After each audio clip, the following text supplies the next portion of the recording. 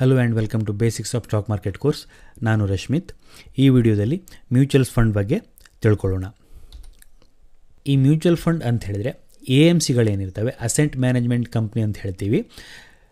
ಹೆಸರೇ ಹೇಳುತ್ತೆ asset management. ಇವುಗಳು ಜನರ ಹಣವನ್ನು ಮ್ಯಾನೇಜ್ ಮಾಡುವಂಥ ಕಂಪ್ನಿಗಳು. ಇವು ಸೆಬಿ ಹತ್ತಿರ ರಿಜಿಸ್ಟರ್ ಆಗಿರ್ತವೆ ಅಸೆಟ್ ಮ್ಯಾನೇಜ್ಮೆಂಟ್ ಕಂಪ್ನಿಯಾಗಿ. ಸೊ ಈ ಅಸೆಟ್ ಮ್ಯಾನೇಜ್ಮೆಂಟ್ ಕಂಪ್ನಿಗಳು ಒಂದಿಷ್ಟು ಸ್ಕೀಮನ್ನು ತರ್ತವೆ ಅಥವಾ ಒಂದು ಫಂಡನ್ನು ಕ್ರಿಯೇಟ್ ಮಾಡ್ತವೆ. ಸೊ ಈ ಫಂಡು ಒಂದಿಷ್ಟು ಗೋಲನ್ನು ಹೊಂದಿರುತ್ತೆ ಅಂತ ಹೇಳಿದ್ರೆ, ನಾವು ಇಂತಿಂಥ ಸ್ಟಾಕ್ ಮೇಲೆ ಇನ್ವೆಸ್ಟ್ಮೆಂಟ್ ಮಾಡ್ತೀವಿ, ಅಥವಾ ಇಂತಿಂಥ ಡಿಬೆಂಚರ್ ಮೇಲೆ ಇನ್ವೆಸ್ಟ್ಮೆಂಟ್ ಮಾಡ್ತೀವಿ, ಅಥವಾ ಈ ರೀತಿಯ ಅಸೆಟ್ ಮೇಲೆ ಇನ್ವೆಸ್ಟ್ಮೆಂಟನ್ನು ಮಾಡ್ತೀವಿ. ಇಲ್ಲಿ ಯಾರಿಗೆ ಹೂಡಿಕೆಗೆ ಇಷ್ಟ ಇದೆ ಅವರು ಹಣವನ್ನು ಹೂಡಿಕೆ ಮಾಡ್ಬೋದು ಅಂತ ಹೇಳ್ತವೆ. ಸೊ ಒಂದು ಅಸೆಟ್ ಮ್ಯಾನೇಜ್ಮೆಂಟ್ ಕಂಪ್ನಿ ಒಂದು ಫಂಡನ್ನು ಕ್ರಿಯೇಟ್ ಮಾಡುತ್ತೆ.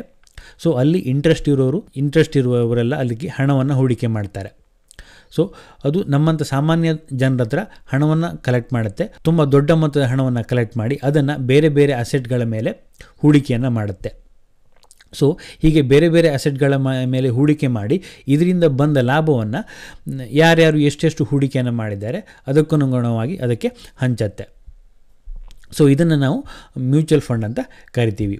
ಇದೊಂದು ಸಾಮಾನ್ಯ ಹಣಕಾಸಿನ ಗುರಿ ಹಂಚಿಕೊಳ್ಳುವ ಹೂಡಿಕೆದಾರರ ಉಳಿತಾಯವನ್ನು ಸಂಗ್ರಹಿಸುತ್ತೆ. ಹೀಗೆ ಸಂಗ್ರಹಿಸಿದ ಹಣವನ್ನು ಆ ಮ್ಯೂಚುವಲ್ ಫಂಡ್ ಬೇರೆ ಬೇರೆ ಕಡೆ ಹೂಡಿಕೆಯನ್ನು ಮಾಡುತ್ತೆ. ಬೇರೆ ಬೇರೆ ಕಡೆ ಅಂದರೆ ಯಾವುದು? ಶೇರ್ಗಳಲ್ಲಿ ಇರ್ಬೋದು, ಡಿಬೆಂಚರ್ಗಳಲ್ಲಿ ಇರ್ಬೋದು, ಬಾಂಡ್ಗಳಲ್ಲಿ ಇರ್ಬೋದು. ಹೀಗೆ ಬೇರೆ ಬೇರೆ ಕಡೆ ಹೂಡಿಕೆಯನ್ನು ಮಾಡುತ್ತೆ. ಸೊ ಈ mutual fund asset management company ಏನು ಮಾಡುತ್ತೆ, ಒಂದು ಮ್ಯೂಚುವಲ್ ಫಂಡನ್ನು ಕ್ರಿಯೇಟ್ ಮಾಡಿರುತ್ತೆ. ಆ ಮ್ಯೂಚುವಲ್ ಫಂಡ್ಗೆ ಒಬ್ಬ ಫಂಡ್ ಮ್ಯಾನೇಜರ್ ಅಂತ ನೇಮಕ ಮಾಡಿರುತ್ತೆ. ಈ ಫಂಡ್ ಮ್ಯಾನೇಜರ್ನ ಕೆಲಸ ಏನು ಅಂತ ಹೇಳಿದರೆ ಆ ಫಂಡನ್ನು ಮ್ಯಾನೇಜ್ ಮಾಡುವಂಥದ್ದು. ಮ್ಯಾನೇಜ್ ಅಂದರೆ ಯಾವ ರೀತಿ, ಯಾವ್ಯಾವ ಟೈಮಲ್ಲಿ ಯಾವ್ಯಾವ ಶೇರ್ಸ್ ಮೇಲೆ ಇನ್ವೆಸ್ಟ್ಮೆಂಟ್ ಮಾಡಬೇಕು, ಯಾವ್ಯಾವ ಟೈಮಲ್ಲಿ ಆ ಶೇರ್ಸಿಂದ ಹೊರಗೆ ಬರಬೇಕು, ಅಥವಾ ಇನ್ನು ಯಾವ ಶೇರ್ಸಲ್ಲಿ ಬೆಟರ್ ಅಪಾರ್ಚುನಿಟಿ ಇದೆ, ಅಥವಾ ಬೇರೆ ಎಲ್ಲಿ ನಾನು ಹೂಡಿಕೆ ಮಾಡಿದರೆ ನನ್ನ ಫಂಡಿನ ರಿಟರ್ನನ್ನು ಜಾಸ್ತಿ ಮಾಡ್ಬೋದು ಅನ್ನೋದನ್ನು ಬೇರೆ ಬೇರೆ ರೀತಿಯ ಅನಾಲಿಸಿಸ್ ಮಾಡಿ ಅದನ್ನು ಆ ಫಂಡನ್ನು ಮ್ಯಾನೇಜ್ ಮಾಡುವಂಥದ್ದೇ ಆ ಫಂಡ್ ಮ್ಯಾನೇಜರ್ನ ಕೆಲಸ ಆಗಿರುತ್ತೆ. ಸೊ ಮ್ಯೂಚುವಲ್ ಫಂಡ್ ಅಂತ ಹೇಳಿದ್ರೆ ಒಂದು ಅಸೆಟ್ ಮ್ಯಾನೇಜ್ಮೆಂಟ್ ಕಂಪ್ನಿ ಒಂದು ಫಂಡನ್ನು ಕ್ರಿಯೇಟ್ ಮಾಡಿ ಅದಕ್ಕೆ ಜನರಿಂದ ಹಣವನ್ನು ಕಲೆಕ್ಟ್ ಮಾಡುತ್ತೆ. ಆ ಕಲೆಕ್ಟ್ ಮಾಡಿದ ಹಣವನ್ನು ಬೇರೆ ಬೇರೆ ಕಡೆ ಇನ್ವೆಸ್ಟ್ಮೆಂಟ್ ಮಾಡುತ್ತೆ. ಇನ್ವೆಸ್ಟ್ಮೆಂಟ್ ಮಾಡಿ ಬಂದ ರಿಟರ್ನನ್ನು ಆ ಜನರಿಗೆ ಕೊಡುತ್ತೆ. ಸೊ ಇಲ್ಲಿ ನಾವು ಬೇರೆ ಬೇರೆ ಟೈಪ್ನ ಮ್ಯೂಚುವಲ್ ಫಂಡನ್ನು ನೋಡ್ಬೋದು. ಒಂದು ಈಕ್ವಿಟಿ ಫಂಡ್ ಅಂತ ಹೇಳ್ಬೋದು. ಈಕ್ವಿಟಿ ಫಂಡ್ ಅಂತ ಹೇಳಿದರೆ ಈ ಫಂಡ್ಗಳು ಈಕ್ವಿಟಿ ಶೇರ್ಸ್ ಮೇಲೆ ಮಾತ್ರ ಹೂಡಿಕೆಯನ್ನು ಮಾಡುತ್ತೆ. ಅಥವಾ ಇಲ್ಲಿ ನಾವು ಗ್ರೋತ್ ಫಂಡ್ ಅಂತ ಕೇಳ್ಬೋದು. ಈ ಗ್ರೋತ್ ಫಂಡ್ ಅಂತ ಹೇಳಿದರೆ ಈ ಫಂಡ್ಗಳು ಶೇರ್ಸ್ನ ಗ್ರೋತ್ನ ಮೇಲೆ ಫೋಕಸ್ ಮಾಡುತ್ತೆ. ಅಂದರೆ ಯಾವ ಶೇರ್ಸ್ ಜಾಸ್ತಿ ರಿಟರ್ನನ್ನು ಕೊಡುತ್ತೆ, ಯಾವ ಕಂಪ್ನಿಗಳಲ್ಲಿ ಹೆಚ್ಚು ಗ್ರೋತ್ ಆಗುವ ಚಾನ್ಸಸ್ ಇರುತ್ತೆ ಅಂಥ ಕಂಪ್ನಿಗಳ ಮೇಲೆ ಇನ್ವೆಸ್ಟನ್ನು ಮಾಡುತ್ತೆ. ಸೊ ಇವರು ಡಿವಿಡೆಂಟನ್ನು ಮೇಯ್ನಾಗಿ ಕನ್ಸಿಡರ್ ಮಾಡೋದಿಲ್ಲ. ಈ ಗ್ರೋತ್ ಪ್ಲ್ಯಾನ್ಗಳು ಹೆಚ್ಚಾಗಿ ಗ್ರೋತಿಗೆ ಎಲ್ಲಿ ಅವಕಾಶ ಇರುತ್ತೆ ಅಂಥ ಕಂಪ್ನಿಗಳಲ್ಲಿ ಇನ್ವೆಸ್ಟ್ಮೆಂಟನ್ನು ಮಾಡ್ತಾರೆ. ಸೊ ಮೊದಲನೇದಾಗಿ ಈಕ್ವಿಟಿ ಫಂಡ್, ಇವು ಕೇವಲ ಈಕ್ವಿಟಿ ಶೇರ್ಸ್ಗಳ ಮೇಲೆ ಮಾತ್ರ ಹೂಡಿಕೆಯನ್ನು ಮಾಡುತ್ತೆ. ನೆಕ್ಸ್ಟ್ ಇರುವಂಥದ್ದು ಡೆಟ್ ಫಂಡ್ ಅಂತ ಕರಿತೀವಿ. ಇವು ಸಾಮಾನ್ಯವಾಗಿ ಬಾಂಡ್, ಡಿಬೆಂಚರ್ ಅಥವಾ ಗೌರ್ಮೆಂಟ್ ಸೆಕ್ಯೂರಿಟೀಸ್ಗಳೇನಿರುತ್ತೆ ಇದರಲ್ಲಿ ಹೂಡಿಕೆಯನ್ನು ಮಾಡುತ್ತೆ. ಸೊ ಈಕ್ವಿಟಿ ಫಂಡ್ಗೆ ಕಂಪೇರ್ ಮಾಡಿದಾಗ ಈ ಬಾಂಡ್, ಡಿಬೆಂಚರ್ಗಳಲ್ಲಿ ಹೂಡಿಕೆ ಮಾಡುವ ಡೆಟ್ ಫಂಡ್ಗಳಲ್ಲಿ ರಿಸ್ಕ್ ಕಡಿಮೆ ಇರುತ್ತೆ. ಅದೇ ರೀತಿ ರಿಟರ್ನು ಕೂಡ ಸ್ವಲ್ಪ ಕಡಿಮೆ ಇರುತ್ತೆ. ರಿಸ್ಕ್ ಕಡಿಮೆ ಅಂತ ಹೇಳಿದ್ರೆ ಇವು ಡಿಬೆಂಚರ್ ಅಥವಾ ಬಾಂಡ್ ಅಥವಾ ಗೌರ್ಮೆಂಟ್ ಸೆಕ್ಯೂರಿಟಿಗಳಾಗಿರೋದ್ರಿಂದ ಇಲ್ಲಿ ಮಾರ್ಕೆಟ್ನಲ್ಲಿ ಫ್ಲಕ್ಚುಯೇಷನ್ ಕಡಿಮೆ ಇರೋದ್ರಿಂದ ಇಲ್ಲಿ ರಿಸ್ಕ್ ಕಡಿಮೆ ಇರುತ್ತೆ. ಅದೇ ರೀತಿ ಇನ್ನೊಂದು ಬ್ಯಾಲೆನ್ಸ್ಡ್ ಅಥವಾ ಹೈಬ್ರಿಡ್ ಫಂಡ್ ಅಂತ ಹೇಳ್ತೀವಿ. ಈ ಫಂಡ್ಗಳು ಈಕ್ವಿಟಿಯಲ್ಲೂ ಇನ್ವೆಸ್ಟ್ಮೆಂಟ್ ಮಾಡ್ತವೆ, ಅದೇ ರೀತಿ ಡೆಟ್ಟಲ್ಲೂ ತಮ್ಮ ಹೂಡಿಕೆಯನ್ನು ಮಾಡ್ತವೆ. ಇವುಗಳನ್ನು ಹೈಬ್ರಿಡ್ ಫಂಡ್ ಅಂತ ನಾವು ಕರಿತೀವಿ. ನೆಕ್ಸ್ಟ್ ಇರುವಂಥದ್ದು ಓಪನ್ ಎಂಡೆಡ್ ಫಂಡ್ ಅಂತ. ಈ ಫಂಡನ್ನು ನಾವು ಯಾವತ್ತು ಬೇಕಾದರೂ ಖರೀದಿ ಮಾಡ್ಬೋದು ಅಥವಾ ಯಾವತ್ತು ಬೇಕಾದರೂ ಸೇಲ್ ಮಾಡ್ಬೋದು. ಇದನ್ನು ನಾವು ಓಪನ್ ಎಂಡೆಡ್ ಫಂಡ್ ಅಂತ ಕರಿತೀವಿ. ಇನ್ನೊಂದು ಕ್ಲೋಸ್ ಎಂಡೆಡ್ ಫಂಡ್ ಅಂತ. ಈ ಫಂಡ್ ಹೇಗಪ್ಪ ಅಂತ ಹೇಳಿದರೆ NFO ಅಂತ ಬರುತ್ತೆ, ನ್ಯೂ ಫಂಡ್ ಆಫರ್. ಹೇಗೆ ಷೇರು ಮಾರ್ಕೆಟಲ್ಲಿ IPO ಅಂತ ಬರುತ್ತೆ, ಅದೇ ರೀತಿ ಈ ಮ್ಯೂಚುವಲ್ ಫಂಡಲ್ಲಿ ನ್ಯೂ ಫಂಡ್ ಆಫರ್ ಅಂತ ಬರುತ್ತೆ. ಸೊ ಅಸೆಟ್ ಮ್ಯಾನೇಜ್ಮೆಂಟ್ ಕಂಪ್ನಿ ಒಂದು ಫಂಡನ್ನು ಕ್ರಿಯೇಟ್ ಮಾಡುತ್ತೆ. ಫಂಡ್ ಕ್ರಿಯೇಟ್ ಮಾಡಿ ಅನೌನ್ಸ್ಮೆಂಟನ್ನು ಮಾಡುತ್ತೆ. ಸೊ ನಾವು ಈ ರೀತಿಯ ಒಂದು ಫಂಡನ್ನು ಕ್ರಿಯೇಟ್ ಮಾಡಿದ್ದೀವಿ, ನಮ್ಮ ಇಂಟೆನ್ಷನ್ ಹೀಗಿದೆ, ನಾವು ಇಂತಿಂಥ ಅಸೆಟ್ಗಳ ಮೇಲೆ ಇನ್ವೆಸ್ಟನ್ನು ಮಾಡ್ತೀವಿ. ಸೊ ಯಾರಿಗಾದರೂ ಇಂಟ್ರೆಸ್ಟ್ ಇದ್ದರೆ ನೀವು ಇಲ್ಲಿ ನಿಮ್ಮ ಹಣವನ್ನು ಹಾಕ್ಬೋದು ಅಂತ. ಸೊ ಹೀಗೆ ಹೇಳಿ ಒಂದಷ್ಟು ಟೈಮ್ ಪೀರಿಯಡನ್ನು ಕೊಡುತ್ತೆ. ಆ ಟೈಮ್ ಪೀರಿಯಡಲ್ಲಿ ಯಾರು ಅದರ ಮೇಲೆ ಅಮೌಂಟನ್ನು ಹಾಕ್ತಾರೆ, ಸೊ ಅವರಿಗೆ ಆ ಫಂಡ್ಗಳು ಸಿಗುತ್ತೆ. ನೆಕ್ಸ್ಟ್ ಅವರಿಗೆ ಆ ಫಂಡ್ ಬೇಕಂದರೆ ಅವರು ಅದರಲ್ಲಿ ಪರ್ಚೇಸನ್ನು ಮಾಡಲಿಕ್ಕೆ ಆಗೋದಿಲ್ಲ. ಯಾವಾಗ NFO ಬರುತ್ತೆ, ನ್ಯೂ ಫಂಡ್ ಆಫರ್ ಬರುತ್ತೆ, ಆ ಸಮಯದಲ್ಲಿ ಮಾತ್ರ ಆ ಫಂಡ್ಗಳು ಹಣವನ್ನು ಕಲೆಕ್ಟ್ ಮಾಡುತ್ತೆ, ಮತ್ತು ಬೇರೆ ಸಮಯದಲ್ಲಿ ಹಣವನ್ನು ಕಲೆಕ್ಟ್ ಮಾಡಲ್ಲ. ಸೊ ಆ ಸಮಯದಲ್ಲಿ ಕಲೆಕ್ಟ್ ಮಾಡಿದ ಹಣವನ್ನು ಬೇರೆ ಬೇರೆ ಅಸೆಟ್ಗಳ ಮೇಲೆ ಅವರು ಅದನ್ನು ಹೂಡಿಕೆ ಮಾಡ್ತಾರೆ. ಈ ಫಂಡ್ಗಳು ಸ್ಟಾಕ್ ಎಕ್ಸ್ಚೇಂಜಲ್ಲಿ ಲಿಸ್ಟ್ ಆಗಿರುತ್ತೆ. ಸೊ ಲಿಸ್ಟ್ ಆಗಿರೋದ್ರಿಂದ ಅಲ್ಲಿಂದ ನಾವು ಬೇಕಾದರೆ ಅದನ್ನು ಸೇಲ್ ಅಥವಾ ಖರೀದಿ ಮಾಡಲಿಕ್ಕೆ ಸಾಧ್ಯವಾಗುತ್ತೆ. ಇನ್ನೊಂದು ಇಂಡೆಕ್ಸ್ ಫಂಡ್ ಅಂತ ನೋಡ್ಬೋದು ನಾವು. ಈ ಇಂಡೆಕ್ಸ್ ಫಂಡ್ ಏನಿದೆ ಇವು ಇಂಡೆಕ್ಸ್ಗಳ ಮೇಲೆ ಮಾತ್ರ ಹೂಡಿಕೆಯನ್ನು ಮಾಡುತ್ತೆ. For example Nifty, bank Nifty, ಇದೇ ರೀತಿ ಸೆನ್ಸೆಕ್ಸ್ ಇದೆ ಇಂಡೆಕ್ಸ್. ಸೊ ಇವುಗಳಲ್ಲಿ ಯಾವ್ಯಾವ ಸ್ಟಾಕ್ ಇದೆ ಆ ಸ್ಟಾಕ್ಗಳಲ್ಲಿ ಮಾತ್ರ, ಈ ನಿಫ್ಟಿಯಲ್ಲಿ ಯಾವ ಸ್ಟಾಕಿಗೆ ಎಷ್ಟು ವೆಯ್ಟೇಜ್ ಇದೆ ಅಷ್ಟು ವೆಯ್ಟೇಜ್ನಷ್ಟು ಮಾತ್ರ ಆ ಸ್ಟಾಕಿಗೆ ಆಗುತ್ತೆ. So for example Nifty index ಫಂಡಲ್ಲಿ ನಿಫ್ಟಿಯಲ್ಲಿ ಯಾವ ವೆಯ್ಟೇಜಲ್ಲಿ ಸ್ಟಾಕ್ ಇದೆ ಸೊ ಅದೇ ರೀತಿ ವೇಟೇಜನ್ನು ಕೊಟ್ಕೊಂಡು ಇವು ಇಂಡೆಕ್ಸ್ಗಳಲ್ಲಿ ಇರುವ ಸ್ಟಾಕ್ಗಳ ಮೇಲೆ ಹೂಡಿಕೆಯನ್ನು ಮಾಡುತ್ತೆ. ಸೊ ಇಂಥ ಫಂಡ್ಗಳನ್ನು ಇಂಡೆಕ್ಸ್ ಫಂಡ್ ಅಂತ ಕರಿತೀವಿ. ಫಾರ್ ಎಕ್ಸಾಂಪಲ್ ನಿಮಗೆ ಇಂಡೆಕ್ಸ್ ಮೇಲೆ ಇನ್ವೆಸ್ಟ್ಮೆಂಟನ್ನು ಮಾಡಬೇಕು ಅಂತಿದ್ರೆ ನೀವು ಇಂಡೆಕ್ಸ್ ಫಂಡನ್ನು ಬೈ ಮಾಡ್ಬೋದು. ಅದೇ ರೀತಿ ಸೆಕ್ಟರ್ ಫಂಡ್ ಅಂತ ಇರುತ್ತೆ.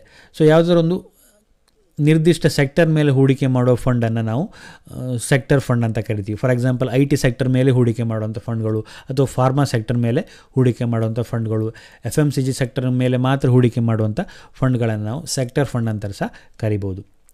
ಇನ್ನು ಟ್ಯಾಕ್ಸ್ ಸೇವಿಂಗ್ ಫಂಡ್ ಅಂತ ಇರುತ್ತೆ. ಸೊ ಈ ಫಂಡ್ಗಳಲ್ಲಿ ನಾವು ಹೂಡಿಕೆ ಮಾಡೋದ್ರಿಂದ ನಮ್ಮ ಟ್ಯಾಕ್ಸಲ್ಲಿ ಬೆನಿಫಿಟನ್ನು ಪಡೀಲಿಕ್ಕೆ ಸಾಧ್ಯ ಆಗುತ್ತೆ. ಇನ್ನು ಮ್ಯೂಚುವಲ್ ಫಂಡಲ್ಲಿ ಬರುವಂಥ ಕೆಲವೊಂದು ಕಾನ್ಸೆಪ್ಟ್ಗಳ ಬಗ್ಗೆ ತಿಳ್ಕೊಳ್ಳೋಣ. ಸೊ ಮೊದಲು ಬರುವಂಥ ಕಾನ್ಸೆಪ್ಟ್ ನೆಟ್ ಅಸೆಟ್ ವ್ಯಾಲ್ಯೂ ಅಂತ ಕರಿತೀವಿ.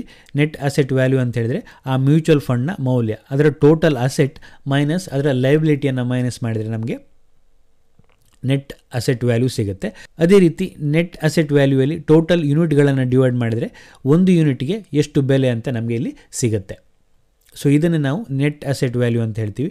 ಶೇರ್ಸಲ್ಲಿ ನಾವು ಹೇಗೆ ಒಂದು ಶೇರಿಗೆ ಇಷ್ಟು ಬೆಲೆ ಅಂತ ಹೇಳ್ತೀವಿ, ಇದೇ ರೀತಿ ಮ್ಯೂಚುವಲ್ ಫಂಡಲ್ಲಿ ಯೂನಿಟ್ಗೆ ಒಂದು ಬೆಲೆ ಇರುತ್ತೆ, ಅದನ್ನು ನಾವು NAV ಅಂತ ಕರಿತೀವಿ. ನೆಕ್ಸ್ಟ್ ಇರುವಂಥದ್ದು ಎಕ್ಸಿಟ್ ಲೋಡ್ ಅಂತ. ಎಕ್ಸಿಟ್ ಲೋಡ್ ಅಂತ ಹೇಳಿದರೆ ಯಾವುದೊಂದು ಮ್ಯೂಚುವಲ್ ಫಂಡನ್ನು ನಾವು ಪರ್ಚೇಸ್ ಮಾಡಿ ಒಂದು ನಿರ್ದಿಷ್ಟ ಸಮಯದ ಒಳಗೆ ಅದನ್ನು ನಾವು ಸೇಲ್ ಮಾಡಿದರೆ ಒಂದಿಷ್ಟು ಚಾರ್ಜನ್ನು ಆ ಮ್ಯೂಚುವಲ್ ಫಂಡ್ಗಳು ನಮಗೆ ಹಾಕ್ತವೆ. ಆ ಚಾರ್ಜನ್ನು ನಾವು ಎಕ್ಸಿಟ್ ಲೋಡ್ ಅಂತ ಕರಿತೀವಿ. ಈ ಚಾರ್ಜ್ ಸಾಮಾನ್ಯವಾಗಿ 1% ಇರುತ್ತೆ. ಸಾಮಾನ್ಯವಾಗಿ ನಾವು 1 ವರ್ಷದ ಒಳಗೆ ಯಾವುದೋ ಒಂದು ಮ್ಯೂಚುವಲ್ ಫಂಡನ್ನು ಪರ್ಚೇಸ್ ಮಾಡಿ ಸೇಲ್ ಮಾಡಿದರೆ ಈ ಚಾರ್ಜ್ಗಳು ಇರುತ್ತೆ. ಸಾಮಾನ್ಯವಾಗಿ ಇದು 1% ಇರುತ್ತೆ. ಸೊ ನೆಕ್ಸ್ಟ್ ಬರುವಂಥದ್ದು ಎಕ್ಸ್ಪೆನ್ಸ್ ರೇಷಿಯೋ ಅಂತ ಕರಿತೀವಿ. ಎಕ್ಸ್ಪೆನ್ಸ್ ರೇಷಿಯೋ ಅಂತ ಹೇಳಿದರೆ ನಮ್ಮ ಮ್ಯೂಚುವಲ್ ಫಂಡನ್ನು, ನಮ್ಮ ಹಣವನ್ನು ಮ್ಯಾನೇಜ್ ಮಾಡಿದ್ದಕ್ಕಾಗಿ ಆ ಮ್ಯೂಚುವಲ್ ಫಂಡ್ ಚಾರ್ಜ್ ಮಾಡುವಂಥ ಚಾರ್ಜ್. ಸೊ ಆ ಫಂಡಲ್ಲಿ ಒಬ್ಬ ಫಂಡ್ ಮ್ಯಾನೇಜರ್ ಇರ್ತಾನೆ. ಸೊ ಅವನಿಗೆ ತುಂಬ ಕೆಲಸ ಇರುತ್ತೆ ನಮ್ಮ ಫಂಡನ್ನು ಮ್ಯಾನೇಜ್ ಮಾಡುವಂಥದ್ದು, ಯಾವ್ಯಾವ ಟೈಮಲ್ಲಿ ಯಾವ್ಯಾವ ಸ್ಟಾಕ್ ಮೇಲೆ ಹೂಡಿಕೆಯನ್ನು ಮಾಡುವಂಥದ್ದು, ಅದೇ ರೀತಿ ಬೇರೆ ಬೇರೆ ರಿಸರ್ಚನ್ನು ಮಾಡಲಿಕ್ಕೆ ಮಾಡಿರ್ತಾನೆ. ಸೊ ಅದಕ್ಕೋಸ್ಕರ ನಮ್ಮ ಹಣವನ್ನು ಮ್ಯಾನೇಜ್ ಮಾಡಿದ್ದಕ್ಕೋಸ್ಕರ ಆ ಫಂಡ್ಗಳು ಅಮೌಂಟನ್ನು ಚಾರ್ಜ್ ಮಾಡ್ತವೆ. ಸೊ ಅದನ್ನು ನಾವು ಎಕ್ಸ್ಪೆನ್ಸ್ ರೇಷಿಯೋ ಅಂತ ಹೇಳ್ತೀವಿ. ಫಾರ್ ಎಕ್ಸಾಂಪಲ್ 2% ಎಕ್ಸ್ಪೆನ್ಸ್ ರೇಷಿಯೋ ಹೊಂದಿರೋ ಫಂಡ್ನಲ್ಲಿ ನಾವು 10,000 ಹೂಡಿಕೆ ಮಾಡಿದ್ದಾರೆ ಅಂತ ಇಟ್ಕೊಳ್ಳಿ. ಅಲ್ಲಿ ಈ ಫಂಡನ್ನು ನಿರ್ವಹಣೆ ಮಾಡಲಿಕ್ಕೆ ನಾವು 200 ರೂಪಾಯಿಯನ್ನು ಕೊಡಬೇಕಾಗತ್ತೆ. For example percentage wise, for example ಒಂದು ಫಂಡ್ 15% ರಿಟರ್ನನ್ನು ನಮಗೆ ಕೊಡ್ತಾ ಇದೆ ಅಂತ ಇಟ್ಕೊಳ್ಳಿ. ಅಲ್ಲಿ ಎಕ್ಸ್ಪೆನ್ಸ್ ರೇಷಿಯೋ 2% ಇದೆ ಅಂತ ಇಟ್ಕೊಳ್ಳಿ. ಸೊ ನಮಗೆ ನೆಟ್ ಟು ನೆಟ್ 13% ರಿಟರ್ನ್ ಸಿಕ್ಕಿದಾಗೆ ಆಗುತ್ತೆ. ಸೊ ನಮ್ಮ ಹಣವನ್ನು ಮ್ಯಾನೇಜ್ ಮಾಡಲಿಕ್ಕೆ ಮಾಡುವಂಥ ಚಾರ್ಜನ್ನು ನಾವಿಲ್ಲಿ ಎಕ್ಸ್ಪೆನ್ಸ್ ರೇಷಿಯೋ ಅಂತ ಹೇಳ್ಬೋದು. ಸೊ ಹಾಗಾದರೆ ಮ್ಯೂಚುವಲ್ ಫಂಡಲ್ಲಿ ಆಗುವಂಥ ಬೆನಿಫಿಟ್ ಮತ್ತು ಡಿಸ್ಅಡ್ವಾಂಟೇಜಸ್ ಏನು ಅನ್ನೋದನ್ನು ನೋಡೋದಾದರೆ, ಮೊದಲ ಬೆನಿಫಿಟ್ ಆಗುವಂಥದ್ದು ಡೈವರ್ಸಿಫಿಕೇಷನ್ ಅಂತ ಹೇಳ್ಬೋದು. ಡೈವರ್ಸಿಫಿಕೇಷನ್ ಅಂತ ಹೇಳಿದ್ರೆ, ಸಪೋಸ್ ನಮ್ಮ ಹತ್ರ ಒಂದಿಷ್ಟು ಹಣ ಇದೆ, ಅದನ್ನು ನಾವು ಸ್ಟಾಕ್ ಮೇಲೆ ಇನ್ವೆಸ್ಟ್ಮೆಂಟ್ ಮಾಡಬೇಕು ಅಂತ ಹೇಳಿದರೆ ನಾವು 1, 2 ಅಥವಾ ಹೀಗೆ ಒಂದು 3-4 ಸ್ಟಾಕ್ಗಳ ಮೇಲೆ ಹೂಡಿಕೆಯನ್ನು ಮಾಡ್ಬೋದು. ಬಟ್ ಈ ಮ್ಯೂಚುವಲ್ ಫಂಡಲ್ಲಿ ಏನಾಗುತ್ತೆ, ಆ ಫಂಡ್ ಹೀಗೆ 1-2 ಸ್ಟಾಕ್ಗಳ ಮೇಲೆ ಹೂಡಿಕೆ ಮಾಡೋದಿಲ್ಲ, ತುಂಬ ಸ್ಟಾಕ್ಗಳ ಮೇಲೆ, ತುಂಬ ಸೆಕ್ಟರ್ಗಳ ಮೇಲೆ ಹೂಡಿಕೆ ಮಾಡಿರೋದ್ರಿಂದ ನಮ್ಮ ಹಣ ಬೇರೆ ಬೇರೆ ಬೇರೆ ಕಡೆ ಇನ್ವೆಸ್ಟ್ ಆಗಿರುತ್ತೆ. ಆಗ ಒಂದು ಸ್ಟಾಕ್ ಪರ್ಫಾರ್ಮ್ ಮಾಡದಿದ್ರು ಅಥವಾ ಒಂದು ಸೆಕ್ಟರ್ ಪರ್ಫಾರ್ಮ್ ಮಾಡದಿದ್ರು ಇನ್ನೊಂದು ಸ್ಟಾಕ್ ಅಥವಾ ಬೇರೆ ಬೇರೆ ಸೆಕ್ಟರ್ ಇರೋದ್ರಿಂದ ಅವುಗಳು ಪರ್ಫಾರ್ಮ್ ಮಾಡುವ ಚಾನ್ಸಸ್ ಇರುತ್ತೆ. ಸೊ ಮೊದಲನೇದಾಗಿ ನಮ್ಮ ಅಸೆಟ್ ಅಥವಾ ನಮ್ಮ ಇನ್ವೆಸ್ಟ್ಮೆಂಟ್ ಡೈವರ್ಸಿಫೈ ಆಗಿರುತ್ತೆ, ಬೇರೆ ಬೇರೆ ಕಡೆ ಇನ್ವೆಸ್ಟ್ ಆಗಿರುತ್ತೆ. ಸೊ ಹಾಗಾಗಿ ಇಲ್ಲಿ ಸ್ವಲ್ಪ ರಿಸ್ಕ್ ಕಡಿಮೆ ಇರುತ್ತೆ. ಸೊ ನೆಕ್ಸ್ಟ್ ಎಕ್ಸ್ಪರ್ಟ್ ಮ್ಯಾನೇಜ್ಮೆಂಟ್ ಇರುತ್ತೆ ಇಲ್ಲಿ. ಸೊ ನಾವೇನು ಅನಲೈಸ್ ಮಾಡಬೇಕಾಗಿಲ್ಲ, ನಾವೊಂದು ಯಾವುದೋ ಒಂದು ಬೆಸ್ಟ್ ಫಂಡನ್ನು ಚೂಸ್ ಮಾಡೋದು ಇರುವಂಥದ್ದು. ಸೊ ಅದಾದ ನಂತರ ಆ ಫಂಡಲ್ಲಿ ಯಾವ ಟೈಮಲ್ಲಿ ಯಾವ್ಯಾವ ಶೇರ್ಸನ್ನು ತೊಗೊಳ್ಬೇಕು, ನಮ್ಮ ಹಣವನ್ನು ಎಲ್ಲೆಲ್ಲಿ ಇನ್ವೆಸ್ಟ್ಮೆಂಟ್ ಮಾಡಬೇಕು ಅಂತ ಆ ಫಂಡ್ ಮ್ಯಾನೇಜರ್ ನೋಡ್ಕೊಳ್ಳೋದ್ರಿಂದ ಇಲ್ಲಿ ಎಕ್ಸ್ಪರ್ಟ್ ಮ್ಯಾನೇಜ್ಮೆಂಟ್ ಸಿಗುತ್ತೆ ನಮಗೆ. ಇನ್ನೊಂದು, ನಾವು ಎಷ್ಟು ಕಡಿಮೆ ಅಮೌಂಟನ್ನು ಬೇಕಾದರೂ ಇಲ್ಲಿ ಹೂಡಿಕೆ ಮಾಡಲಿಕ್ಕೆ ಸಾಧ್ಯ ಇದೆ. 500ರಿಂದ 1,000 ರೂಪಾಯಿ ಮೂಲಕ ನಾವು ಮ್ಯೂಚುವಲ್ ಫಂಡಲ್ಲಿ ಅಮೌಂಟನ್ನು ಹೂಡಿಕೆ ಮಾಡಲಿಕ್ಕೆ ಸಾಧ್ಯ ಇದೆ. ಸೊ ಆ 500ರಿಂದ 1,000 ರೂಪಾಯಿ ಅಮೌಂಟ್ ಕೂಡ ಬೇರೆ ಬೇರೆ ಸೆಕ್ಟರ್, ಬೇರೆ ಬೇರೆ ಸ್ಟಾಕ್ಗಳಲ್ಲಿ ಹೂಡಿಕೆ ಆಗುತ್ತೆ. ಸಪೋಸ್ ನಮಗೇನಾದರೂ ಒಂದು ಫೈನಾನ್ಷಿಯಲ್ ಗೋಲ್ ಇದೆ, ಒಂದು 10 ವರ್ಷ ಬಿಟ್ಟು ನನಗೆ ಈ ಕೆಲಸ ಆಗಬೇಕು ಅಥವಾ ಒಂದು 5 ವರ್ಷ ಬಿಟ್ಟು ನನಗೆ ಒಂದಿಷ್ಟು ಹಣ ಬೇಕು, ಸೊ ಅದಕ್ಕೆ ಒಂದು ಸೇವಿಂಗ್ಸನ್ನು ಮಾಡಲಿಕ್ಕೆ ಒಂದು ಗೋಲ್ ಇದೆ, ಆ ಗೋಲನ್ನು ಅಚೀವ್ ಮಾಡಲಿಕ್ಕೆ ಒಂದಿಷ್ಟು ಸೇವಿಂಗ್ಸನ್ನು ಸ್ಟಾರ್ಟ್ ಮಾಡಬೇಕು ಅಂತ ಹೇಳಿದರೆ ನಾವು SIP ರೀತಿಯಲ್ಲಿ ಈ ಮ್ಯೂಚುವಲ್ ಫಂಡನ್ನು ಯೂಸ್ ಮಾಡಲಿಕ್ಕಾಗತ್ತೆ. ಸೊ ಅದೇ ರೀತಿ ಈ ಮ್ಯೂಚುವಲ್ ಫಂಡಲ್ಲಿ ಎಕ್ಸ್ಪೆನ್ಸ್ ರೇಷಿಯೋ ಮತ್ತು ಎಕ್ಸಿಟ್ ಲೋಡ್ ಸ್ವಲ್ಪ ಕಡಿಮೆ ಇರೋದ್ರಿಂದ ಕಂಪೇರ್ ಟು ಸ್ಟಾಕ್ ಮಾರ್ಕೆಟ್ ಇಲ್ಲಿ ಕಾಸ್ಟ್ ಎಫೆಕ್ಟಿವ್ ಅಂತ ನಾವು ಹೇಳ್ಬೋದು. ಅದೇ ರೀತಿ ಟ್ಯಾಕ್ಸಲ್ಲಿ ಬೆನಿಫಿಟ್ ಕೆಲವು ಮ್ಯೂಚುವಲ್ ಫಂಡಲ್ಲಿ ಸಿಗೋದ್ರಿಂದ ಟ್ಯಾಕ್ಸಲ್ಲಿ ಸಹ ನಮಗೆ ಇಲ್ಲಿ ಬೆನಿಫಿಟನ್ನು ಪಡ್ಕೊಳ್ಳಿಕ್ಕೆ ಸಾಧ್ಯ ಇದೆ. ಇನ್ನು ಡಿಸಡ್ವಾಂಟೇಜಸ್ ಏನು ಅಂತ ನೋಡಿದರೆ ಕೆಲವು ಮ್ಯೂಚುವಲ್ ಫಂಡಲ್ಲಿ ಲಾಕ್-ಇನ್ ಪೀರಿಯಡ್ ಅಂತ ಇರುತ್ತೆ. ಅಂದರೆ ಒಂದು ನಿರ್ದಿಷ್ಟ ಸಮಯದವರೆಗೆ ನಾವು ಅದರಲ್ಲಿ ಹೂಡಿಕೆ ಮಾಡಿ ಇರಬೇಕಾಗತ್ತೆ. ಸೊ ಹಾಗಾಗಿ ಅಲ್ಲಿ ನಮಗೆ ಲಿಕ್ವಿಡಿಟಿ ಇರೋದಿಲ್ಲ. ಅದೇ ರೀತಿ ಇನ್ನು ಕೆಲವು ಮ್ಯೂಚುವಲ್ ಫಂಡಲ್ಲಿ ಈ ಎಕ್ಸ್ಪೆನ್ಸ್ ರೇಷಿಯೋ ಎಲ್ಲ ಜಾಸ್ತಿ ಇರೋದ್ರಿಂದ ಕಾಸ್ಟಲ್ಲಿ ನಮ್ಮ ರಿಟರ್ನಲ್ಲಿ ಕಡಿಮೆ ಆಗುವಂಥ ಚಾನ್ಸಸ್ ಇರುತ್ತೆ. ಸೊ ಹಾಗಾದರೆ ಈ SIP ಅಂದರೆ ಏನು ಅನ್ನೋದನ್ನು ನೋಡೋದಾದರೆ SIP ಅಂತ ಹೇಳಿದರೆ ಸಿಸ್ಟಮ್ಯಾಟಿಕ್ ಇನ್ವೆಸ್ಟ್ಮೆಂಟ್ ಪ್ಲ್ಯಾನ್ ಅಂತ ಕರಿತೀವಿ. ಇಲ್ಲಿ ನಾವು ಒಂದು ನಿರ್ದಿಷ್ಟವಾದ ಅಮೌಂಟನ್ನು ಒಂದು ನಿರ್ದಿಷ್ಟ ಸಮಯದವರೆಗೆ ಹೂಡಿಕೆ ಮಾಡ್ತಾ ಬರುವಂಥದ್ದು. ನಿರ್ದಿಷ್ಟ ಸಮಯ ಅಂತ ಹೇಳಿದರೆ ಪ್ರತಿ ಮಂತ್ಲಿ ಆಗಿರ್ಬೋದು, 3 ತಿಂಗಳಿಗೊಮ್ಮೆ ಆಗಿರ್ಬೋದು, ಅಥವಾ ಹಾಫ್ ಇಯರ್ಲಿ ಆಗಿರ್ಬೋದು. ಹೀಗೆ ಪ್ರತಿ ತಿಂಗಳಿಗೊಮ್ಮೆ ಸ್ವಲ್ಪ ಅಮೌಂಟನ್ನು ಒಂದು ನಿರ್ದಿಷ್ಟವಾದ, ಫಾರ್ ಎಕ್ಸಾಂಪಲ್ 1000 ರೂಪೀಸ್. ಸೊ ನಮ್ಮ ಹತ್ರ 1000 ರೂಪಿ ಹೂಡಿಕೆ ಮಾಡಲಿಕ್ಕೆ ಸಾಧ್ಯ ಇದೆ ಅಂತ ಹೇಳಿದರೆ ಪ್ರತಿ ತಿಂಗಳು 1000 ರೂಪಿ ಒಂದು ಮ್ಯೂಚುವಲ್ ಫಂಡ್ ಮೇಲೆ ಹೂಡಿಕೆ ಮಾಡ್ತಾ ಬರುವಂಥದ್ದು. ಸೊ ಇದನ್ನೇ ನಾವು SIP ಅಂತ ಕರಿತೀವಿ. ಒಂದು ನಿರ್ದಿಷ್ಟ ಪೀರಿಯಡ್ವರೆಗೆ, ಫಾರ್ ಎಕ್ಸಾಂಪಲ್ ಒಂದು 5 ವರ್ಷದವರೆಗೆ ಪ್ರತಿ ತಿಂಗಳು 1000 ಇನ್ವೆಸ್ಟ್ಮೆಂಟನ್ನು ಮಾಡ್ತಾ ಬರ್ಬೋದು. ಸೊ ಇದನ್ನು ನಾವು SIP ಅಂತ ಕರಿತೀವಿ. ಸೊ ಹಾಗಾದರೆ ಈ ಮ್ಯೂಚುವಲ್ ಫಂಡಲ್ಲಿ ಹೇಗೆ ಹೂಡಿಕೆಯನ್ನು ಮಾಡೋದು ಅನ್ನೋದನ್ನು ನೋಡೋದಾದರೆ ಇಲ್ಲಿ 2 ರೀತಿಯ ಮ್ಯೂಚುವಲ್ ಫಂಡ್ಗಳು ಬರುತ್ತೆ. ಒಂದು ಡೈರೆಕ್ಟ್ ಮ್ಯೂಚುವಲ್ ಫಂಡ್, ಇನ್ನೊಂದು regular mutual fund. Direct mutual fund ಯಾವುದಪ್ಪ ಅಂತ ಹೇಳಿದರೆ ಡೈರೆಕ್ಟಾಗಿ ಅಸೆಟ್ ಮ್ಯಾನೇಜ್ಮೆಂಟ್ ಕಂಪ್ನಿಗಳಿಂದ ಪರ್ಚೇಸ್ ಮಾಡುವಂಥ ಮ್ಯೂಚುವಲ್ ಫಂಡ್. ಇಲ್ಲಿ ಯಾವುದೇ ಏಜೆಂಟ್ರು ಇರೋದಿಲ್ಲ, ಬ್ರೋಕರ್ ಇರೋದಿಲ್ಲ, ಯಾವುದೇ ಮಧ್ಯವರ್ತಿಯ ಪಾತ್ರೆಯಲ್ಲಿ ಇರೋದಿಲ್ಲ. ಸೊ ಡೈರೆಕ್ಟಾಗಿ ಅಸೆಟ್ ಮ್ಯಾನೇಜ್ಮೆಂಟ್ ಕಂಪ್ನಿಯಿಂದ ನಾವು ಇದನ್ನು ಪರ್ಚೇಸ್ ಮಾಡೋದ್ರಿಂದ ಇಲ್ಲಿ ಕಮಿಷನ್ ಅಥವಾ ಡಿಸ್ಟ್ರಿಬ್ಯೂಷನ್ ಫೀಸ್ ಏನಿದೆ, ಈ ಎಕ್ಸ್ಪೆನ್ಸ್ ರೇಷಿಯೋ ಏನಿದೆ, ಇದು ತುಂಬ ಕಡಿಮೆ ಇರುತ್ತೆ. ಫಾರ್ ಎಕ್ಸಾಂಪಲ್ SBIನ ಯಾವುದೋ ಒಂದು ಮ್ಯೂಚುವಲ್ ಫಂಡ್ ಇದೆ ಅಂತ ಇಟ್ಕೊಳ್ಳಿ. ಸೊ ಆ SBI ಮ್ಯೂಚುವಲ್ ಫಂಡನ್ನು ನಾನು ಡೈರೆಕ್ಟಾಗಿ ಆ AMCಯಿಂದನೇ ಪರ್ಚೇಸ್ ಮಾಡಿದರೆ ಅದನ್ನು ನಾವು ಡೈರೆಕ್ಟ್ ಮ್ಯೂಚುವಲ್ ಫಂಡ್ ಅಂತ ಕರಿತೀವಿ. ರೆಗ್ಯುಲರ್ ಪ್ಲ್ಯಾನ್ ಅಥವಾ ಈ ರೆಗ್ಯುಲರ್ ಮ್ಯೂಚುವಲ್ ಫಂಡ್ ಏನಿದೆ, ಬ್ರೋಕರ್ ಅಥವಾ ಮ್ಯೂಚುವಲ್ ಫಂಡ್ ಡಿಸ್ಟ್ರಿಬ್ಯೂಟರ್ ಇದನ್ನು ಡಿಸ್ಟ್ರಿಬ್ಯೂಟ್ ಮಾಡ್ತಾರೆ. ಸೊ ಇಲ್ಲಿ ಎಕ್ಸ್ಪೆನ್ಸ್ ರೇಷಿಯೋ ಜಾಸ್ತಿ ಇರುತ್ತೆ. ಯಾಕಂತ ಹೇಳಿದ್ರೆ ಸಪೋಸ್ ನಾನೊಬ್ಬ ಮ್ಯೂಚುವಲ್ ಫಂಡ್ ಡಿಸ್ಟ್ರಿಬ್ಯೂಟರ್ ಅಂತ ಇಟ್ಕೊಳ್ಳಿ, ನಾನು ನಿಮಗೆ SBI ಮ್ಯೂಚುವಲ್ ಫಂಡನ್ನು ಇನ್ವೆಸ್ಟ್ಮೆಂಟ್ ಮಾಡಲಿಕ್ಕೆ ಹೇಳ್ತೀನಿ. ಸೊ ನೀವು ನನ್ನ ಮುಖಾಂತರ SBI ಮ್ಯೂಚುವಲ್ ಫಂಡಲ್ಲಿ ಇನ್ವೆಸ್ಟ್ಮೆಂಟನ್ನು ಮಾಡ್ತೀರಿ. ಸೊ ನಾನು SBI ಮ್ಯೂಚುವಲ್ ಫಂಡ್ನ ಡಿಸ್ಟ್ರಿಬ್ಯೂಟರ್ ಆಗಿರೋದ್ರಿಂದ ಸೊ ನಾನು ಆ ಫಂಡನ್ನು ಸೇಲ್ ಮಾಡಿದ್ದಕ್ಕೋಸ್ಕರ ನನಗೆ ಒಂದಿಷ್ಟು ಕಮಿಷನನ್ನು AMC ಕೊಡುತ್ತೆ. ಸೊ ಹಾಗಾಗಿ ಈ ಕಮಿಷನ್ ಡಿಸ್ಟ್ರಿಬ್ಯೂಟರ್ಗೆ ಕಮಿಷನ್ ಕೊಡೋದ್ರಿಂದ ಇಲ್ಲಿ ಎಕ್ಸ್ಪೆನ್ಸ್ ರೇಷಿಯೋ ಜಾಸ್ತಿ ಇರುತ್ತೆ. ಸೊ ಹಾಗಾಗಿ ನೀವು ಮ್ಯೂಚುವಲ್ ಫಂಡನ್ನು ಪರ್ಚೇಸ್ ಮಾಡುವಾಗ ಹೆಚ್ಚಾಗಿ ಡೈರೆಕ್ಟ್ ಮ್ಯೂಚುವಲ್ ಫಂಡನ್ನೇ ಪರ್ಚೇಸ್ ಮಾಡುವಂಥದ್ದು ಬೆಟರ್ ಆಗುತ್ತೆ. ಸೊ ನೀವಿಲ್ಲಿ ನೋಡ್ಬೋದು, ನಾನು 2 ಮ್ಯೂಚುವಲ್ ಫಂಡನ್ನು ತೋರಿಸ್ತಾ ಇದ್ದೀನಿ. Same mutual fund Axis blue chip fund ಅಂತ, ಒಂದು ಡೈರೆಕ್ಟ್, ಇನ್ನೊಂದು ರೆಗ್ಯುಲರ್ ಪ್ಲ್ಯಾನ್. ಇಲ್ಲಿ ರೆಗ್ಯುಲರ್ ಪ್ಲ್ಯಾನಲ್ಲಿ NAVಯನ್ನು ನೋಡ್ಬೋದು ನೀವು 30.85 ಅಂತ ಇದೆ. ಅದೇ ರೀತಿ ಡೈರೆಕ್ಟ್ ಪ್ಲ್ಯಾನಲ್ಲಿ NAVಯನ್ನು ನೋಡ್ಬೋದು 33.4 ಇದೆ. ಸೊ ಅದೇ ರೀತಿ ಇಲ್ಲಿ ರೆಗ್ಯುಲರ್ ಪ್ಲ್ಯಾನಲ್ಲಿ ನೀವು ಎಕ್ಸ್ಪೆನ್ಸ್ ರೇಷಿಯೋನ ನೋಡ್ಬೋದು 2% ಇದೆ. ಅದೇ ರೀತಿ ಡೈರೆಕ್ಟ್ ಪ್ಲ್ಯಾನಲ್ಲಿ 0.83% ಇದೆ. ಸೊ ನೀವು ಇಲ್ಲಿ ನೋಡ್ಬೋದು ರೆಗ್ಯುಲರ್ ಮತ್ತು ಡೈರೆಕ್ಟ್ ಪ್ಲ್ಯಾನಿಗೆ ಹೆಚ್ಚು ಕಡಿಮೆ ₹3 NAVಯಲ್ಲಿ ಡಿಫ್ರೆನ್ಸ್ ಇದೆ. ಸೊ ಈ ಡಿಫ್ರೆನ್ಸ್ ಯಾಕಂತ ಹೇಳಿದ್ರೆ ಎಕ್ಸ್ಪೆನ್ಸ್ ರೇಷಿಯೋ ಡೈರೆಕ್ಟ್ ಪ್ಲ್ಯಾನಲ್ಲಿ ಕಡಿಮೆ ಇರೋದ್ರಿಂದ ಈ ಡಿಫ್ರೆನ್ಸ್ ಇರುತ್ತೆ. ಸೊ ಹಾಗಾಗಿ ನೀವು ಡೈರೆಕ್ಟ್ ಪ್ಲ್ಯಾನನ್ನೇ ಬೈ ಮಾಡೋದು ಬೆಟರ್. ಸೊ ಹಾಗಾದರೆ ಡೈರೆಕ್ಟ್ ಪ್ಲ್ಯಾನನ್ನು ಎಲ್ಲಿ ಬೈ ಮಾಡೋದು ಅನ್ನೋದನ್ನು ನೋಡೋದಾದರೆ ಯಾವ AMC ಇದೆ ಅಸೆಟ್ ಮ್ಯಾನೇಜ್ಮೆಂಟ್ ಕಂಪ್ನಿಗಳ ವೆಬ್ಸೈಟಲ್ಲಿ ನಾವು ಇದನ್ನು ಡೈರೆಕ್ಟಾಗಿ ಬೈ ಮಾಡ್ಬೋದು. ಇದು ಒಂದು ವಿಧಾನ. ಈ SBI ಮ್ಯೂಚುವಲ್ ಫಂಡ್ ಆಗಿರ್ಬೋದು ಅಥವಾ ಆಕ್ಸಿಸ್ ಮ್ಯೂಚುವಲ್ ಫಂಡ್ ಆಗಿರ್ಬೋದು, ಇವರದ್ದೆಲ್ಲ AMCಯ ವೆಬ್ಸೈಟ್ಗಳಿರುತ್ತೆ. ಅಲ್ಲಿ ನೀವು ನಿಮ್ಮ KYCಯನ್ನು ಕಂಪ್ಲೀಟ್ ಮಾಡಿ ನಿಮ್ಮ ಪಾನ್ ಕಾರ್ಡ್ ಅಥವಾ ಆಧಾರ್ ಕಾರ್ಡನ್ನು ಕಂಪ್ಲೀಟ್ ಮಾಡಿಕೊಂಡು ಅಲ್ಲಿಂದ ಡೈರೆಕ್ಟಾಗಿ ಪರ್ಚೇಸ್ ಮಾಡ್ಬೋದು. ಬಟ್ ಇಲ್ಲಿ ಪರ್ಚೇಸ್ ಮಾಡಿದಾಗ ಏನಾಗುತ್ತೆ, ಸೊ ನೀವು ಬೇರೆ ಬೇರೆ ಮ್ಯೂಚುವಲ್ ಫಂಡನ್ನು ಪರ್ಚೇಸ್ ಮಾಡಿದಾಗ ಬೇರೆ ಬೇರೆ ಅಕೌಂಟನ್ನು ಕ್ರಿಯೇಟ್ ಮಾಡಬೇಕಾಗುತ್ತೆ. ಫಾರ್ ಎಕ್ಸಾಂಪಲ್ SBI ಪರ್ಚೇಸ್ ಮಾಡಿದಾಗ SBI ಇದು ಮಾಡಬೇಕಾಗತ್ತೆ. ಆಕ್ಸಿಸ್ ಮ್ಯೂಚುವಲ್ ಫಂಡಲ್ಲಿ ಹೋದಾಗ ಅವ್ರ ವೆಬ್ಸೈಟಲ್ಲಿ ಒಂದು ಅಕೌಂಟನ್ನು ಕ್ರಿಯೇಟ್ ಮಾಡಬೇಕಾಗತ್ತೆ. ಅದೇ ರೀತಿ ICICIಯಲ್ಲಿ ಮಾಡಬೇಕಾದ್ರೆ ಅವರ ವೆಬ್ಸೈಟಲ್ಲಿ ಕ್ರಿಯೇಟ್ ಮಾಡಬೇಕಾಗುತ್ತೆ. ಸೊ ಹೀಗಾಗಿ ಬೇರೆ ಬೇರೆ ಮ್ಯೂಚುವಲ್ ಫಂಡನ್ನು ಕೊಡಬೇಕಾದ್ರೆ ಬೇರೆ ಬೇರೆ ವೆಬ್ಸೈಟಲ್ಲಿ ಪರ್ಚೇಸ್ ಮಾಡಬೇಕಾಗತ್ತೆ.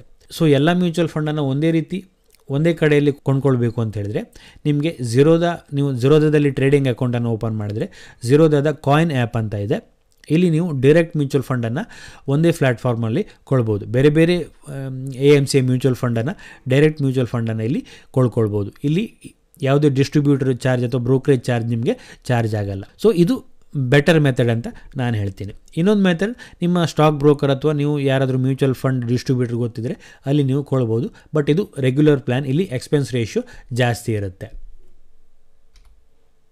ಸೊ ನೆಕ್ಸ್ಟ್ ETF ಅಂತ ಬರುತ್ತೆ, ಎಕ್ಸ್ಚೇಂಜ್ ಟ್ರೇಡೆಡ್ ಫಂಡ್ ಅಂತ ಕರಿತೀವಿ.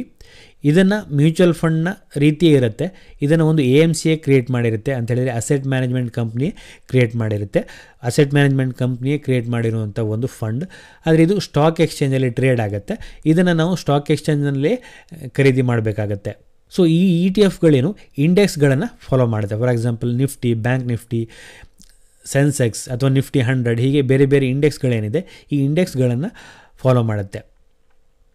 ನಿಫ್ಟಿ ETF ಅನ್ನು ತಗೊಂಡ್ರೆ ನಾವು ಈ ನಿಫ್ಟಿಯಲ್ಲಿ ಯಾವ್ಯಾವ ಸ್ಟಾಕ್ ಇದೆ ಅದೇ ಸ್ಟಾಕ್ ಈ ನಿಫ್ಟಿ ETF ಅಲ್ಲಿರುತ್ತೆ, ಅದೇ ಪ್ರಮಾಣದಲ್ಲಿ ಇರುತ್ತೆ. ಫಾರ್ ಎಕ್ಸಾಂಪಲ್ ನಿಫ್ಟಿಯಲ್ಲಿ HDFC ಬ್ಯಾಂಕಿನ 10% ವೆಯ್ಟೇಜ್ ಇದೆ ಅಂತ ಇಟ್ಕೊಳ್ಳಿ.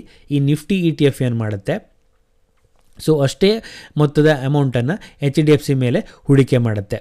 ಸೊ ಹಾಗಾಗಿ ಈ ಇಂಡೆಕ್ಸ್ಗಳು ಎಷ್ಟು ರಿಟರ್ನನ್ನು ಕೊಡುತ್ತೆ, ಸೊ ಅಷ್ಟೇ ರಿಟರ್ನನ್ನು ಈ ETFಗಳು ಸಹ ನಮಗೆ ಕೊಡುತ್ತೆ. ಸೊ ಈ ETFಗಳು ಕಂಪ್ಲೀಟಾಗಿ ಇಂಡೆಕ್ಸ್ಗಳನ್ನು ಫಾಲೋ ಮಾಡ್ತವೆ ಮತ್ತು ಇಂಡೆಕ್ಸ್ಗಳನ್ನು ಕಾಪಿ ಮಾಡ್ತವೆ.